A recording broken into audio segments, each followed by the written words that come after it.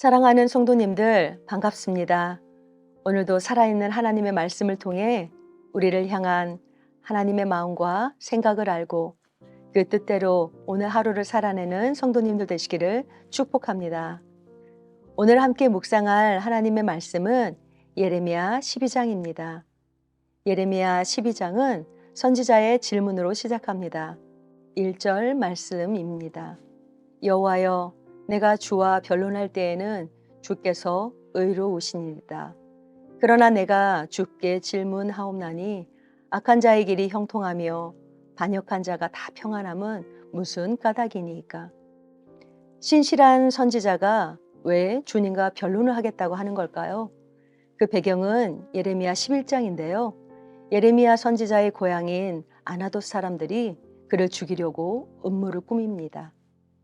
결과적으로 하나님께서 그들의 음모를 막아주셔서 예레미야를 구해주셨지만 자신의 가장 가까운 가족과 가문의 사람들에게 배신당하고 상처받은 예레미야는 참을 수 없는 아픔과 고통스러운 마음을 가지고 하나님께 질문을 하고 있는 것입니다. 내가 알고 있는 하나님은 의로우신 하나님이신데 왜 악인이 형통하고 평안합니까? 왜 그 악인들 때문에 도리어 의인이 고난을 당해야 합니까? 계속해서 2절 말씀입니다. 주께서 그들을 심으심으로 그들이 뿌리가 박히고 장성하여 열매를 맺었거늘 그들의 입은 주께 가까우나 그들의 마음은 머니이다. 모든 만물을 다스리시고 모든 생명의 주인이신 하나님께서 악인들조차 심으시고 돌봐주시니까 그들이 장성하여 열매를 맺는 것 아닙니까? 하나님이 돌봐주시는 은혜도 모르는 이 악인들을 하나님 왜 내버려 두십니까? 이것은 선지자의 질문뿐 아니라 많은 그리스도인의 질문이기도 합니다. 로마서 1장에 보면 악인들을 자신의 정욕대로 살도록 하나님께서 내버려 두셨다는 구절이 3번이나 반복해서 나옵니다. 하나님이 악인들을 내버려 두시기 때문에 저들을 징벌하지 않고 내버려 두시기 때문에 이 세상에 악이 만연한 것 아닙니까? 하나님이 공의로우신 하나님이신데 악인들이 판을 치는 세상을 왜 내버려 두십니까? 하나님 도저히 이해가 안 됩니다. 그래서 예레미야는 하나님께 이렇게 요청합니다. 3절 말씀입니다. 여호와여, 주께서 나를 아시고 나를 보시며 내 마음이 주를 향하여 어떠함을 감찰하시오니 양을 잡으려고 끌어낸과 같이 그들을 끌어내시되 죽일 날을 위하여 그들을 구별하옵소서. 하나님, 저들을 심판하여 주십시오. 하나님이 공의로우시고 하나님이 세상을 주권적으로 통치하신다면 반드시 이 세상의 악의 문제를 해결해 주십시오. 그리고 4절에서 이렇게 탄식합니다. 언제까지 이 땅이 슬퍼하며 온 지방의 채소가 마르리이까? 짐승과 새들도 멸절하게 되었사오니 이는 이 땅 주민이 악하여 스스로 말하기를 그가 우리의 나중 일을 보지 못하리라 함이니이다. 이렇게 사람들의 악한 삶의 방식들로 말미암아 이 땅이 탄식하며 온 피조 세계까지 신음하고 있는데 하나님 언제까지 참아야 합니까? 언제까지 하나님의 심판을 기다려야 합니까? 하나님 저들을 심판하여 주십시오. 여기까지가 예레미야의 탄원이고 불평이며 원망입니다. 이에 대한 하나님의 대답이 5절부터 17절까지 이어지는데요. 우리는 5절 말씀을 통해 하나님의 마음과 뜻을 살펴보겠습니다. 만일 내가 보행자와 함께 달려도 피곤하면 어찌 능히 말과 경주하겠느냐. 내가 평안한 땅에서는 무사하려니와 요단강 물이 넘칠 때에는 어찌하겠느냐. 하나님 너무 힘들어요. 내가 얼마나 하나님 나라를 위하여 애쓰고 수고하였는데 나의 말을 듣고 백성들이 하나님께 돌아오기는커녕 사방에서 나를 공격하고 나를 죽이려고 합니다. 하나님 어떻게 해야 합니까?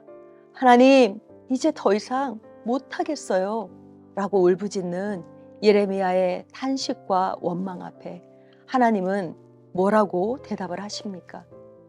너 많이 힘들었지? 많이 지쳤지? 하나님이 그렇게 위로해 주시지를 않습니다. 너 고생한 거 내가 다 알아. 그렇게 감싸 주시지를 않습니다. 도리어 내가 사람들과 달리다가 지쳤구나. 평지를 달려도 피곤하면 어떻게 말과 경주할 수 있겠니?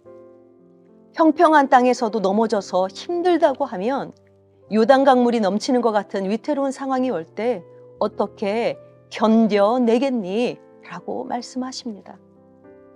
하나님은 왜 지치고 상처받은 선지자에게 따뜻한 위로와 격려가 아니라 이렇게 책망하듯 단호하게 대답하시는 걸까요? 하나님이 우리에게 기대를 하시기 때문입니다. 하나님은 우리가 예수 그리스도의 군사로서 하나님 나라의 동역자로서의 그 삶을 살아내길 기대하고 계십니다. 니코스 카잔차케스라는 그리스 작가의 글을 접하고 큰 도전을 받았는데요. 이런 내용입니다. 하나님 앞에서의 우리의 기도는 어린아이의 칭얼거림이어서는 안 된다. 사령관 앞에선 병사와 같아야 한다. 오늘 사령관님의 작전 명령에 따라 이렇게 수행을 했고 이렇게 성공을 했고 이렇게 실패했습니다. 그런데 하나님 또 시키실 일 없으십니까? 하나님 앞에서의 우리의 기도가 이런 기도여야 한다는 것입니다. 그런데 여러분, 우리의 기도는 대개 어떻습니까? 힘들어요. 못 살겠어요. 도와주세요. 그렇습니다. 사는 거 힘듭니다. 고단합니다. 그러나 하나님의 사람들은, 하나님 나라의 꿈을 꾸는 사람들은 날마다 칭얼거리고만 있으면 안 된다는 것입니다. 희망이 없는 상황 가운데서도 하나님께로부터 소망을 찾고 절벽 같은 현실 앞에서도 믿음으로 앞으로 나아가야 한다는 것입니다. 이제 어린아이의 칭얼거리는 믿음에서 벗어나 예수 그리스도의 장성한 분량에 이르기까지 믿음이 성장해야 한다는 것입니다. 이것이 우리를 향하신 하나님의 뜻입니다. 사랑하는 성도 여러분, 하나님은 우리를 예수 그리스도의 군사로 부르셨습니다. 에베소서 6장 12절은 우리의 싸움이 혈과 육을 상대하는 것이 아니라 통치자들과 권세들과 이 어둠의 세상 주관자들과 하늘에 있는 악한 영들을 상대해야 하는 싸움이라고 말합니다. 우리의 싸움이 한 경기, 두 경기로 끝나는 싸움이 아니라 하나님 나라가 온전히 회복될 때까지 평생 계속되는 싸움이라는 의미입니다. 그래서 하나님은 너희가 보이는 사람들과의 경주에서 지친다면 앞으로 평생 싸워야 할 보이지 않는 영적 싸움을 어떻게 감당하겠니? 내가 너를 얼마나 기대하고 있는데 이 정도에서 흔들리면 되겠니? 너는 이 정도에서 지칠 사람이 아니야. 너는 예수 그리스도의 군사야. 하나님 나라의 군대야. 라고 이렇게 우리가 한 경기에 지쳐서 주저앉는 자들이 아니라 그리스도의 군사답게 끝까지 하나님과 함께 싸우고 함께 하나님과 승리하기를 기대하는 것입니다. 사랑하는 성도 여러분, 하나님은 또한 우리를 하나님 나라의 동역자로 부르셨습니다. 때때로 우리가 하나님의 말씀대로 살기 위해서 애를 쓰고 하나님의 뜻을 지키려고 고군분투하지만 오랫동안 기도해도 주께로 돌아오지 않는 남편과 계속 아파하며 방황하는 자녀들의 상황 앞에서 우리는 무너질 때가 있습니다. 포기하고 싶을 때가 있습니다. 그러나 하나님은 우리가 하나님 나라의 동역자로서 우리에게 허락하신 삶의 자리를 견고하게 지킬 것을 기대하십니다. 너희 가정이 이렇게 흔들리고 있는데 네가 중보자로서 예배자로서 너희 가정을 지켜야 되지 않겠니? 힘들다고 지쳤다고 네가 주저앉으면 너의 가정은 무너진다. 나와 함께 너의 가정 가운데, 너의 직장 가운데, 너의 사역 가운데 계속 하나님 나라를 세워가자고 하나님은 오늘도 우리를 부르십니다. 하나님은 우리가 예수 그리스도의 군사로서, 하나님 나라의 동역자로서 우리 자녀를 위해 포기하지 않고 계속 싸우며 기도와 예배의 자리를 굳건하게 지킴으로 우리 가정과 일터와 교회를 살려내길 기대하십니다.